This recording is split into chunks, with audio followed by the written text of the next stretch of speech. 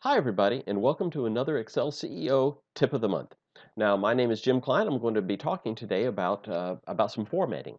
Now, sometimes when you receive information from a database, it's not formatted. You may receive it in like a CSV file or a text file or something like this. And an example of that is this file right here. I see that I got this information, and I see I've got a cost of merchandise percentage column over here. These are actually percentages, but they're not formatted like they should be. So I'm going to show you one trick that a lot of people don't know about how to format this in a very simple and easy way.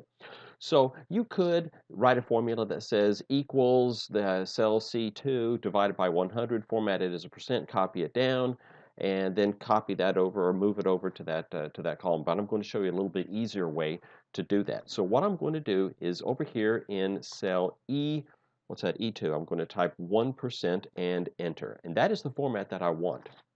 So what I'm going to do is up here, I'm going to press on my copy key or the copy icon to copy that. Now, with that copied, I'm going to come over here to all of these cost of merchandise percentages, and I'm going to scroll all the way down to the very last one. With that cell E2 copied, and with the cost of merchandise percentages that I want to apply that formatting to highlighted, I'm going to come up here to my paste button. I'm going to click on the drop down arrow, and I'm going to click on paste special. When I do that, the Pay Special dialog box opens up, and I'm simply going to come over here under Operation. I'm going to click Multiply because what I want to do is multiply 1% to all of those cost of merchandise percentages.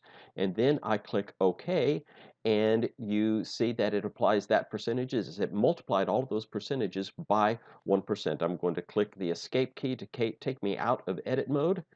And that is the tip of the month. Really super simple. I hope it's going to help you.